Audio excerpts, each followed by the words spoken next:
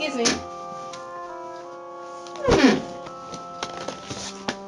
Is this it? Yes. How many? 6. The names? Penny Poland, Anita Angus, Victor Varner, Yaz Young, Natalie Nava, Kay Kingsbury. Give me the breakdown. Mayor of Castertown found dead with a gash in her head and a bullet in her chest. The rest of the evidence is in here. Good luck.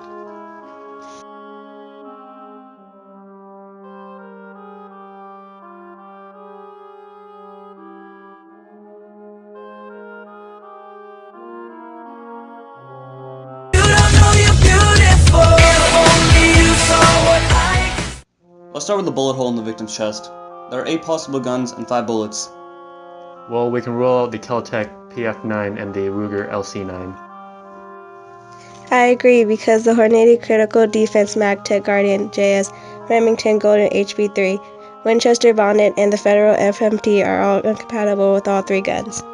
There are also 4 guns we can rule out because the bullets are compatible with multiple guns, which is impossible because one single bullet fits in one single gun. So that rules out the Kimber Solo Carry, the Breda Nano, the Smith Western MPG, and the Ruger LCG, correct? Correct, at least a PT-207 Slim is a murder weapon. So, who has access to the gun? According to Detective Ross's notes, Natalie Nava owned a gun, Anita Angus sells guns, and Yaz Young. Nava's younger brother could have always taken hers. What would Nava lose if Vicky Varner's plan for a new road had passed? Well, she owned a cattle ranch. If built, the highway would cut across her grazing land and would also make her lose her profitable deal with a restaurant. That's a lot of money that will be lost. And a good motive to get rid of the town's mayor. Let's take a look at Kay Kingsbury. Well, first off, I don't think she did it. She wouldn't kill her cousin, would she? For starters, we can't just rule her out considering the fact that she was a senior partner in the investment firm with Varner. That's enough motive itself. Exactly. She finds out if Varner or her were to die, then they would get the whole investment firm. That means she would be able to sell the company and take the money. Anita Angus owns guns. Doesn't mean she did it. Well, let's see. She's in debt from expanding her business. She doesn't want to see any changes to Lake Melvin. That's not enough motive to kill the mayor. That's true, it's just a highway. Seriously, if anything, her business will thrive mainly because more people will see it through a highway. Mr. Victor Varner, the husband. Apparently, of an unhappy marriage. Motive! He's tired of living a small town life. He's just disappointed in his wife's success. She's mayor, and he's disappointed in her? And most importantly, 3 weeks before his wife went missing, he increased his wife's insurance to $2 million. Oh, I found something. Victor has recently been taking sailing lessons from Anita Angus. I smell motive.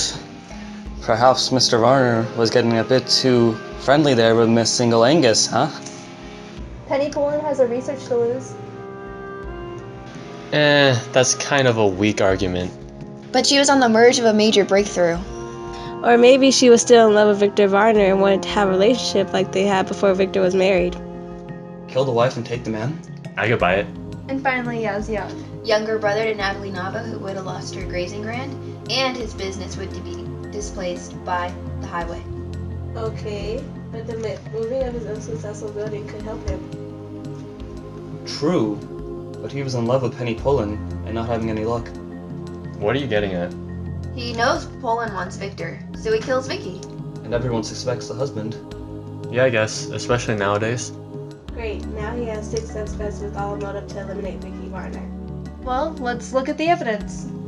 Kay Kingsbury's DNA was on the victim, and her blood was on the tire iron along with the car. And what about the murderous husband? Innocent until proven guilty.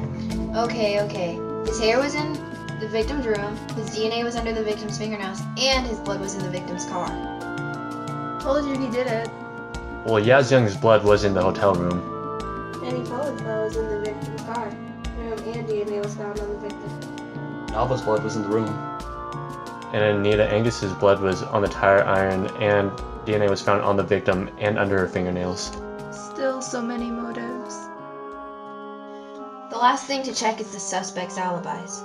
According to the size of the maggots, Vicky Varner had been dead 4 days before she was discovered on Tuesday, September 10th. On the day she went missing, Yaz Young and Natalie Navayasen didn't have an alibi. It has to be one of those two, right? Not exactly, because on the day of Vicky's confirmed death, the only two people with a confirmed death alibi were Kay Kingsbury and Natalie Nava. And now we're back to the bottom. I think I know who did it. Are you sure? Yes. Okay, let's take it to the grand jury.